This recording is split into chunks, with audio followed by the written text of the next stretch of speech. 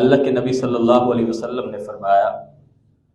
کہ یہ وہ بابرکت مہینہ ہے جس میں اللہ تعالیٰ آسمانوں کے دروازوں کو کھول دیتے ہیں، اور ایک روایت کے الفاظ ہیں فتحت ابواب الجنہ، جنت کے دروازوں کو کھول دیا جاتا ہے، اور ایک حدیث مبارکہ کے الفاظ ہیں فتحت ابواب الرحمہ، اللہ کی رحمتوں کے دروازوں کو کھول دیا جاتا ہے۔ حدیث مبارکہ میں بے شمار مختلف الفاظ اس مہینے کی فضیلت کے بارے میں آئے ہیں۔ بعض روایتوں کے الفاظ یہ ہیں کہ آپ نے فرمایا کہ اللہ تعالیٰ تمام شیاطین جنات کو جکڑ دیتے، اور گویا کہ انسان کے اندر نیکی کرنے کا جذبہ، وہ جو شیطان ہر وقت ہمارے پیچھے لگا رہتا ہے، ہمیں گناہوں پہ اکساتا ہے، اللہ اس کو قید کر دیتے ہیں، جنت کے راستے پہ چلنا آسان ہو جاتا ہے، بدی سے بچنا انتہائی سہل ہو جاتا ہے اگر کوئی انسان کوشش کرے۔ یہاں پہ یہ بھی ایک سوال پیدا ہوتا ہے کہ اگر تمام کے تمام شیاطین قید ہو جاتے ہیں تو پھر رمضان المبارک کے مہینے میں بھی بعض لوگوں کو غلط کام کرتے دیکھتے ہیں، گناہ کرتے دیکھتے ہیں، اور کئی لوگ تو بقیہ 11 مہینوں میں اتنے جرائم نہیں کرتے جتنا کہ اس ایک مہینے میں کرتے ہیں، تو پھر اس کا کیا معنی ہے؟ تو اس حدیث کا مطلب یہ ہے کہ جو شیاطین خارجی طور پہ ہمارے ساتھ ہوتے ہیں،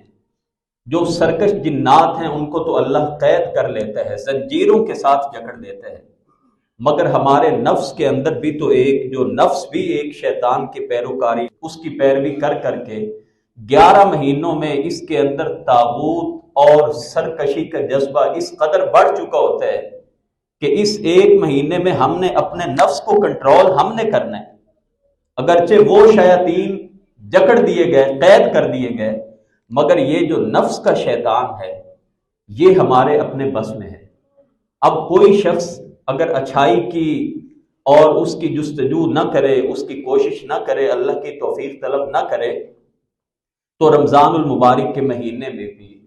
شیاطین جکڑے جانے کے باوجود بھی انسان خیر اور برکت سے محروم رہ سکتا ہے جب تک وہ کوشش نہ کرے۔ اور یہ جو حدیث پاک میں آیا کہ جنتوں کے دروازوں کو کھول دیا جاتا ہے، اس کا بھی یہ مطلب نہیں ہے کہ جو بھی اس مہینے میں بد عملیاں کر کر کے مر جائے اور وہ سیدھے ڈائریکٹ جنت میں۔ اسلام کا جو نظام ہے یہ فطرت کے قریب ہے، خیر و شر فمن یعمل مثقال ذرۃ خیرا یرہ ومن یعمل مثقال ذرۃ شرا یرہ، جس نے ذرہ برابر بھی اچھائی کی ہوگی وہ بھی اس کو دیکھ لے گا، اور جو ذرہ برابر برائی کرے گا وہ بھی اس کو دیکھ لے گا۔ تو معنی اس کا یہ ہے کہ اگر اہل ایمان جو اس مہینے میں فوت ہو جاتا ہے، اہل ایمان کی بات ہو رہی ہے، اور اہل ایمان ہوتے کون ہیں اس پہ میں آگے بات کروں گا، ورنہ تو رمضان المبارک کے مہینے میں ابو جہل بھی مرا، کافر بھی مرتے ہیں۔ تو اس کا یہ مطلب نہیں ہے کہ اس ایک مہینے میں جو آدمی فوت ہو جاتا ہے وہ ڈائریکٹ، جیسا کہ ہمارے ہاں چیزیں معروف کی ہوئی ہیں، تو اگر کوئی ایمان کی حالت میں ہو، رمضان المبارک کے مہینے میں اس نے توبہ استغفار کر لی، اپنی زندگی کو بدل لیا، چاہے اس کی پہلی زندگی جیسے بھی تھی، اس ماہ سیام میں بابرکت مہینے میں اہل ایمان کو اللہ تعالیٰ ڈائریکٹ جنت میں داخلہ نصیب کر دیتے ہیں۔ مگر اہل ایمان ہیں کون؟ غور کرنے سے معلوم ہوتا ہے کہ رمضان المبارک جو اللہ نے احکامات دیے ہیں، جہاں بھی آپ دیکھیں گے، جہاں بھی آپ غور کریں گے تو ایمان کا تذکرہ وہاں پہ آیا ہے۔ معلوم یہ ہوا کہ اگر روزہ رکھ کے بھی ہمارے اندر ایمان کے جو بقیہ لوازم اور بقیہ احکامات نہیں ہماری زندگی میں آتے، تو روزہ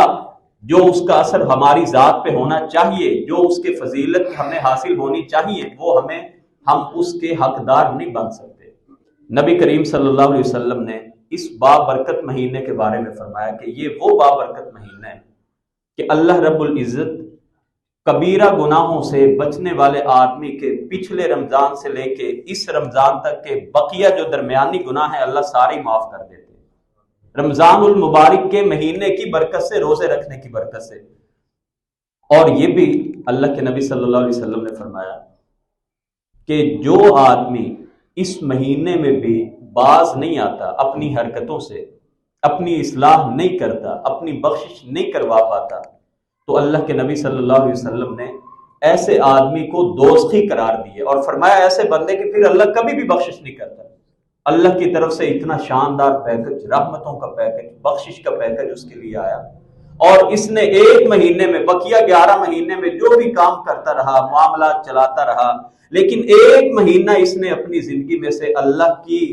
قربت حاصل کرنے کے لیے اگر نہیں نکالا، سارے معاملات اس کے ویسے چلتے رہے، تو نبی کریم صلی اللہ علیہ وسلم کی بد دعا بتاتی ہے کہ ایسا آدمی پھر لعنت کا مستحق ہے۔ یہ حدیث پاک مختلف کتابوں میں ہمیں ملتی ہے کہ سیدنا ابو ہریرہ رضی اللہ تعالیٰ بیان کرتے ہیں کہ اللہ کے رسول صلی اللہ علیہ وسلم منبر پہ چڑھے اور آپ نے 3 بار آمین کہا، آمین آمین۔ تیسرے آپ زینے پہ چڑھے تو پھر آپ نے فرمایا آمین۔ آپ سے دریافت کیا گیا اللہ کے رسول صلی اللہ علیہ وسلم، آپ نے 3 بار آمین کہا، سبب کیا تھا؟ آپ نے فرمایا میرے پاس جبریل امین آئے تھے اور انہوں نے فرمایا تھا من ادرک شہر رمضان ولم یغفر لہ، وہ آدمی جو رمضان المبارک کا مہینہ پائے اور پھر اپنی بخشش نہ کروا سکے، فداخل النار، تو وہ بندہ دوزخ میں داخل ہو گیا۔ جبریل امین نے نبی پاک صلی اللہ علیہ وسلم سے کہا جو میں نے بد دعا کی ہے آپ اس پہ آمین فرمائیں، تو نبی پاک صلی اللہ علیہ وسلم فرماتے ہیں کہ میں نے آمین کہہ دیا۔ اس حدیث پاک سے آپ اندازہ کیجئے کہ رمضان المبارک کے مہینے میں اگر ہمارے شب و روز، ہماری ساتیں گھڑیاں، ان میں بدلاؤ نہیں آتا، وہی شب و روز، وہی کاروبار زندگی، بلکہ دکان کی ٹائمنگ ہم نے زیادہ بڑھا دی کیونکہ آگے عید کا سیزن لگانا ہے، تو پھر خود غور کیجئے کہیں ہمارا شمار ان بد نصیبوں میں سے نہ ہو جائے۔ اللہ رب العزت نے اس مہینے کو جو خاص برکتیں عطا کی ہیں، بہت ساری اس کی وجوہات ہیں۔ ایک تو اس مہینے میں مسلمان روزہ رکھتے ہیں، جو مسلمان ایک اسلام کا 5واں رکن کے طور پہ ان کی زندگی میں بطور مسلمان ہونے کے لیے فرض کیا گیا۔ دوسرا، اس مہینے میں اللہ رب العزت نے قرآن کریم کو اتارا ہے، شہر رمضان الذی انزل فیہ القرآن، یہ وہ بابرکت مہینہ ہے جس میں ہم نے قرآن کریم کو نازل کیا۔ انا انزلناہ فی لیلۃ القدر، ہم نے اس قرآن کو لیلۃ القدر کی رات میں نازل کیا۔ یہ بابرکت مہینہ،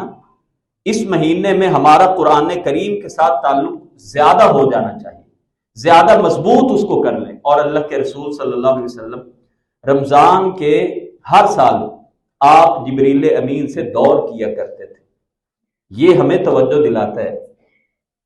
کہ رمضان المبارک میں ہمارا بھی قرآن کریم کے ساتھ تعلق اور زیادہ ہو جانا چاہیے۔ اور آخری سال میں اللہ کے نبی صلی اللہ علیہ وسلم نے 2 بار دور کیا تھا جبریل امین علیہ السلام سے۔ تو سب سے پہلی بات تو یہ ذہن میں رکھیے کہ اس رمضان المبارک میں اپنا تعلق اللہ کے ساتھ مضبوط کرنے کے لیے جیسے روزہ رکھنا ہے، اسی طرح ایک اہتمام یہ کرنا ہے کہ قرآن کریم کو ہم نے زیادہ سے زیادہ تلاوت بھی کرنی ہے اور ساتھ میں اس کو سمجھ کے پڑھنے کی بھی کوشش کرنی ہے۔ اس بابرکت مہینے میں ایک ایسی رات آتی ہے جس کے بارے میں فرمایا لیلۃ القدر خیر من 1000 شہر، 1000 مہینوں سے بہتر رات ہے۔ امام مالک رحمۃ اللہ علیہ موطا میں ایک روایت لے کے آئے ہیں کہ نبی کریم صلی اللہ علیہ وسلم نے جب سابقہ امتوں کی عمروں کو دیکھا، ان کی عمریں بڑی بڑی لمبی تھی اور وہ اعمال کیا کرتے تھے، تو نبی پاک صلی اللہ علیہ وسلم نے سوچا کہ میری امت کی عمریں تو کم ہوں گی، جیسا کہ ایک حدیث میں آتا ہے کہ آپ نے فرمایا کہ میری امت کی عمریں اعمار امتی ما بین 60 الی 70، میری امت کی عمریں جو ہے نا، عمر 60 سے 70 سال تک ہوگی، بہت کم لوگ ہوں گے جو اس سے آگے بڑھیں گے۔ یہ آپ صلی اللہ علیہ وسلم کی پیشین گوئی تھی۔ تو اللہ کے نبی صلی اللہ علیہ وسلم نے جب سابقہ امتوں کی عمروں کو دیکھا تو آپ نے اس بارے میں غور و فکر کیا کہ میری امت کی عمر تو کم ہوگی، تو اللہ تعالیٰ نے یہ ایک رات رکھ دی جو تقریباً 83 سال کی عبادت سے افضل رات ہے۔ 1000 مہینوں کی اگر عبادت کی جائے، کہا اس کے برابر نہیں، خیر من 1000 شہر، 1000 مہینوں کی عبادت سے بھی افضل رات ہے، اور اس کے بارے میں حکم دیا اپنے امتیوں کو کہ آخری عشرے کی جو 5 طاق راتیں ہیں ان میں سے ایک ہے اور اس کو تلاش کرنا۔